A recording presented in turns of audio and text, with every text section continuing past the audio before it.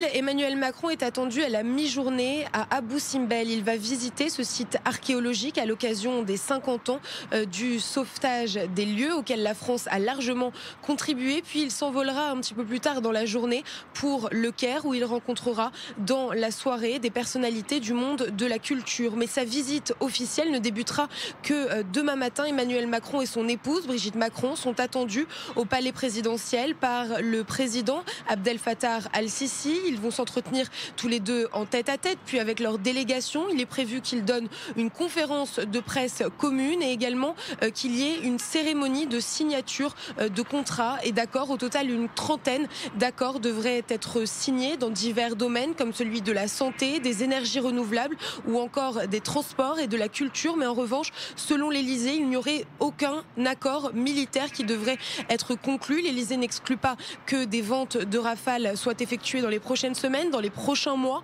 mais en tout cas pas lors de ce voyage. Emmanuel Macron sera également attendu par la communauté française devant laquelle il prononcera un discours dans la même journée et le soir il retournera voir le couple Sisi pour un dîner en son honneur.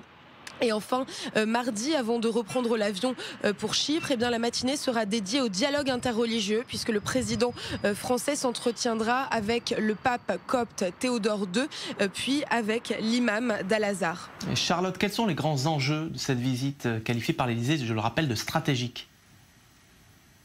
Beaucoup de questions devraient être abordées lors de ce déplacement d'Emmanuel Macron qui vient accompagné de plusieurs ministres, par exemple Jean-Yves Le Drian, Florence Parly ou encore Franck Riester, à l'image de toutes ces questions qui devront être traitées dans divers domaines. On sait qu'il y a beaucoup d'échanges économiques entre la France et l'Égypte, que ce soit au niveau culturel, mais aussi au niveau militaire ou encore au niveau de la santé, des transports. C'est par exemple une entreprise française qui s'occupe du réaménagement du métro du Caire et de son agrandissement, mais il va également être question de dossiers politiques car on sait que l'Égypte est un partenaire important pour la France au Moyen-Orient, l'Égypte qui tente d'assurer une certaine stabilité. Il sera donc évidemment question des crises régionales, de la situation inquiétante en Libye et également de la situation des relations avec les pays du Golfe, mais aussi du conflit israélo-palestinien